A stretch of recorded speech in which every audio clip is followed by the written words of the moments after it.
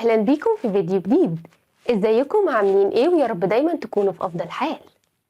في درس النهاردة هنتعلم 10 أفعال تستخدم للطبخ في اللغة الألمانية.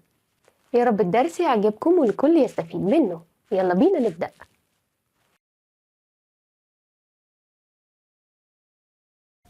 zuerst kochen بمعنى يطبخ أو يطهو. عندنا 3 استخدامات للفعل ده، هنشوفهم من خلال 3 أمثلة. Erster Beispiel: Er kocht das Fleisch. هو يطبخ اللحم.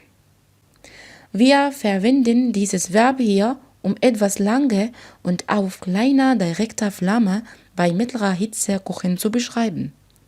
بنستخدم الفعل ده علشان نوصف حاجة بتاخد وقت طويل في إنها تتعمل، وغالبا على نار مباشرة. يعني هنا الفعل ده دايما بيجي بمعنى إننا نحول حاجة من حالة لحالة تانية، وده معناه غالبا حاجة نية تماما لحاجة مستوية باستخدام heißes Wasser، يعني مية سخنة. فبيجي مثلا مع حاجات زي فلايش وجموزة كارتوفن، ان انا احط حاجة على نار مباشرة وتاخد وقت كبير في المية عشان تستوي، ده معناه كوخن.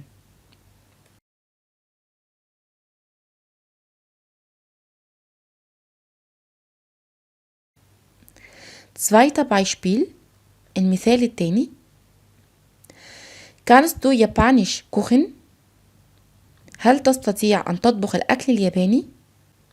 كمان استخدام مهم للفعل ده، وهو لما أقول لحد أنت بتعرف تطبخ الأكل بتاع جنسية معينة بشكل عام، ساعتها لما أتكلم بالعمومية دي بستخدم الفعل ده. بمعنى أصح بستخدمه لما أكون بتكلم عن مطبخ المصري أو المطبخ الياباني أو المطبخ الألماني، عن أكلات مطبخ بتاع جنسية معينة بشكل عام جدا.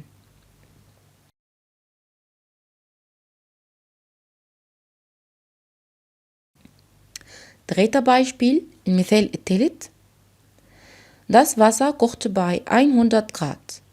المياه تغلي عند درجة حرارة 100.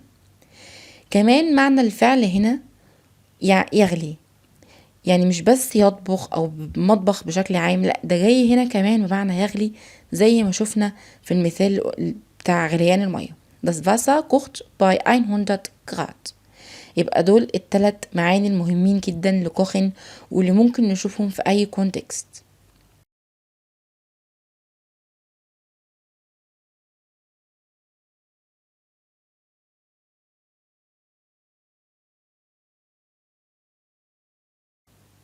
braten بمعنى يحمر أو يقلي. Zum Beispiel: Wenn man Fleisch in der Pfanne brät, schmeckt es anders als auf dem Grill. لما بنحمر اللحم في المقلاية اللي هي الطاسة، بتكون طعمها مختلف عن اللحم على الشواية. هنا نلاحظ استخدام كلمة قلاية، واللي مرتبطة جدا بالفعل بغاتن، اللي أول ما بنسمعه بنفهم إن دي حاجة ليها علاقة بالأول، الزيت، حاجة بيتم تحميرها بدون استخدام مية أو ملهاش علاقة عموما بالطبيخ. ونلاحظ إن في بعض الحالات ممكن نشوف الفعل بغاتن مع جريل، بس ده نادر جدا، إن معظم الأحيان بيجي مع بفانا، واللي هو معنى آلية في طاسة بزيت أو تحمير.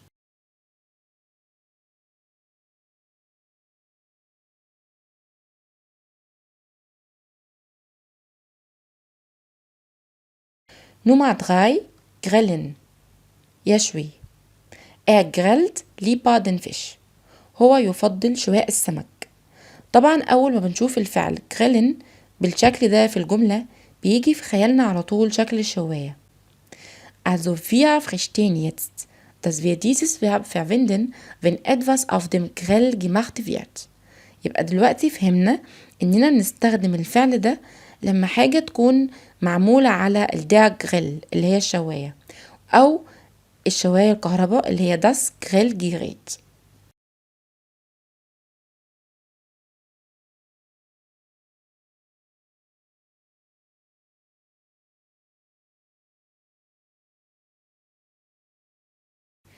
Nummer 4: backen، يخبز. Zum Beispiel: Ich backe immer Brot mit Nüssen. أنا دائما أخبز الخبز بالمكسرات. هنا الفعل بيجي دايما مع المعجنات، أي حاجة بدقيق ومية، زي البغوت، البيتزا، الكوخن بمعنى الكعك. كل الحاجات اللي مية ودقيق أو اللي بتدخل الفرن عشان تتخبز تستخدم معاها الفعل backen.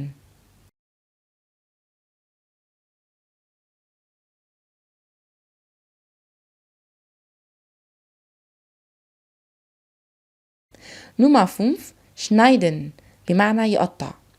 الفعل ده بمعنى يقطع، ولكنه بينضم للفورتفيلد بتاعة كوخن، ولازم نكون عارفينه ضمن الأفعال اللي تخص المطبخ. Zum Beispiel: Für den Salat schneide ich Tomaten, Gurken und Zwiebeln. من أكل السلطة أقوم بتقطيع الطماطم والخيار والبصل. نستخدمه كتير جدا لما نكون بنوصف طريقة عمل أكلة معينة.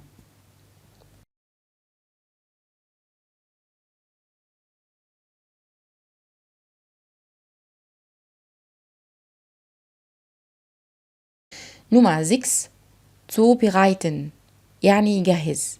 هنا الفعل ده خاص بالأطعمة، هو مش بيساوي vorbereiten اللي هي معنى يستعد، لأ zubereiten بمعنى يجهز الأكل. Zum Beispiel: Wir bereiten das Frühstück in 10 Minuten zu. نحن نجهز الإفطار في 10 دقائق.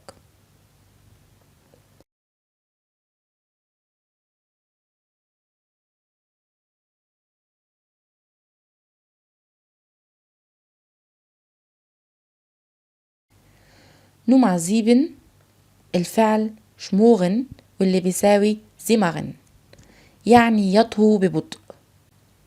Dieses Verb ist wie kochen, aber wenn wir über langsames Kochen sprechen, bedeutet das schmoren oder simmern.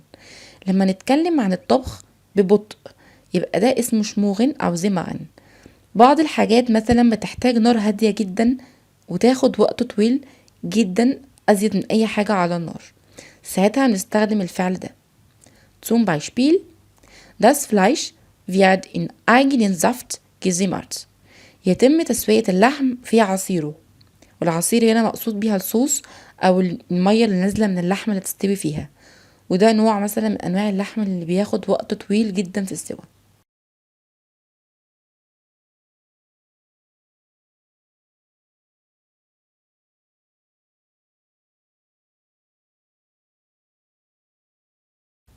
نمرة 8 garnieren بمعنى يزين.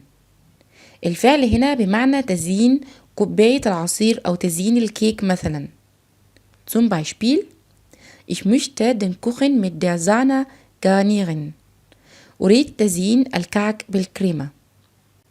Ein anderer Beispiel مثال كمان: Der Saft würde mit Orangenscheiben garniert. لقد تم تزيين العصير بشرائح البرتقال.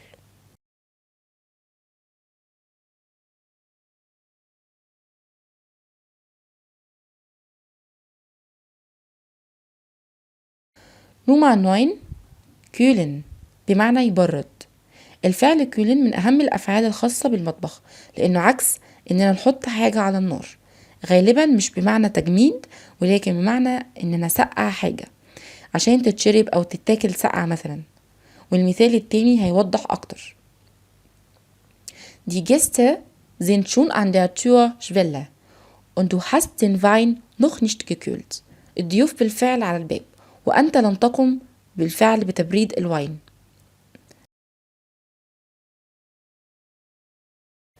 Ich kühle das Wasser jeden Tag am Abend.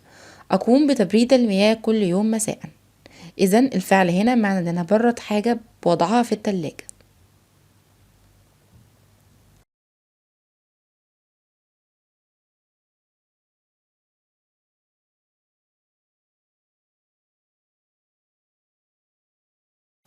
نمرة 10 einfrieren بمعنى يجمد. هنا بقى الفعل اللي بمعنى ان يحول حاجة لتلج تماما. طب وده ليه علاقة بالمطبخ؟ طبعا. Lass uns sehen. Da ich den ganzen Teig nicht verbraucht habe, friere ich den Rest für die nächste Woche ein. نظرا لأنني لم أستهلك كل الخليط قمت بتجميد الباقي للأسبوع التالي. هنا معنى نحول حاجة لتلج كليا هو برضو فعل مهم جدا في استخدامات المطبخ.